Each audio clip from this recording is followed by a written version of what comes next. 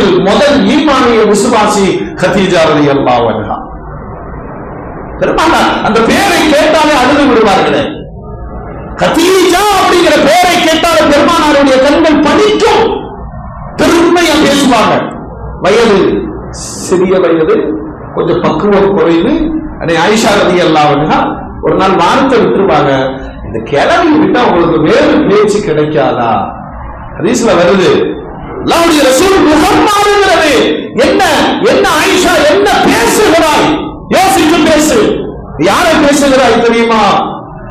இந்த உலகமே என்னை நிராகரித்த போது நான் என்ன சொல்ல வந்தேன்? வணக்கத்திற்குரியவர் அதைத்தானே சொல்ல வந்தேன். என் வார்த்தைகளை உலகமே நிராகரித்தது.